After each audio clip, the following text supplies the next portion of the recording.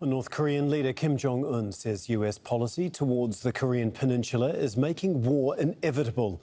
Kim was speaking at an end-of-year Workers' Party meeting in Pyongyang. He said deployment of US military assets in the region had turned South Korea into an American military base. Kim also announced he'll no longer pursue reconciliation and reunification with South Korea, blaming defence ties between Seoul and Washington. Here is Eunice Kim with more from Seoul. North Korean state media posting a lengthy statement essentially capturing a 5-day key political party meeting that wrapped in Pyongyang, which covered everything from the economy to military goals in the new year and the food situation. But what's catching the eyes of those in South Korea is North Korea ruling out a peaceful reunification, saying that a military usurpation is the only viable option. Now, Kim Jong Un, the leader of North Korea, is quoted as characterizing the nature of relations between South and North Korea as no longer that of kin or of blood, but of two hostile countries, two belligerents at war, also saying Seoul is a colonized state under Washington, reliant for its security and national defense. KCNA also signaling 3 new satellite launches in 2024, drone production, and other preparation for what it views as inevitable war on the peninsula. Now, since the Korean Peninsula was divided some 7 decades ago, there's been various scenarios put on the table for a peaceful reunification. But since denuclearization talks in 2019 broke down under then U.S. President Donald Trump and leader Kim Jong Un in Hanoi, communications have basically also been at a halt with Seoul, with Pyongyang. And we're also seeing signs of North Korea tightening its grip on North Koreans accessing any outside South Korean dramas, for example, content, passing out death sentences for watching that. So with this morning's announcement, it appears that North Korea is further solidifying and formalizing its distance and detachment from South Korea. Eunice Kim, Al Jazeera, Seoul. Well, I'm joined now by Inbum Chun, a former South Korean Special Forces commander who is live for us from Seoul. Thank you very much, sir, for being on Al Jazeera. First of all, as we heard there, Kim's warned war is inevitable and ordered the military to prepare accordingly. I mean, how concerning is this, or is it just pure posturing from Kim at this point? Well, from what I've seen, from my experience, North Korea is not new to harsh words and rhetoric.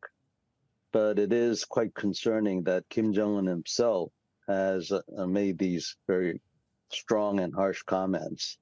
So it's unavoidable that the tensions on the Korean Peninsula will be a little bit more high than usual. At this point in time, what is North Korea's military actually capable of producing, of doing? North Korea has a large military, but we've seen that quantity does have its faults when you lack quality. This statement by Kim Jong Un could be a first step to try to make sure that his military is more capable and ready, because they've been suffering from lack of resources and funds, although they've been focusing on missiles and rockets. So this could be a push for his generals to focus more on readiness. Yeah. I mean, for a country that is seemingly so isolated, how is it actually able to produce and manufacture such sophisticated weaponry? What can I say? North Koreans are not stupid. They seem to have an international connection with other countries. And they've been focusing all of their resources on weapons, and they've been quite successful. Yeah. Well, Kim's also announced he's not going to pursue any further reconciliation or reunification with South Korea. I mean, was there ever a real chance of that happening under his leadership? Well, the North Koreans have always said that the Korean people are one, that we identify ourselves as a one people. He's basically said that although we are still one people, that the South Koreans are puppets of capitalism, especially the United States. And he has given up dealing with the South Koreans peacefully. So this is a very a new type of approach that the North Korean government has decided and declared. Given all of this, you mentioned that tension is obviously going to rise where you are. What do you think is going to happen next?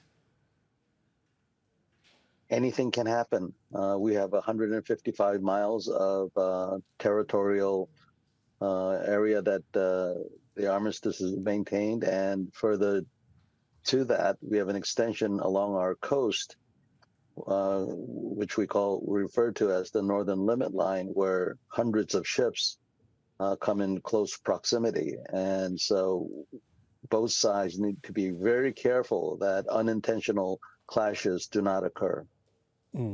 Kim has also vowed to put 3 new military spy satellites into orbit in 2024. As we've seen, there have been major issues with doing that over the last year or so, but I believe that one was successful in November. How successful do you think next year, 2024, is going to be for the North Korean missile program? Well, I'm sorry to say that if I were a betting man, I would probably say that the North Koreans will probably succeed in pursuing those other satellites. But I must remind the world that this so-called satellite technology is the same as intercontinental ballistic missile technology. That's why we're so worried. Okay, thank you so much for your time and your insight. We really do appreciate it. That's Inbum Chun, former South Korean Special Forces commander. Thank you. Thank you.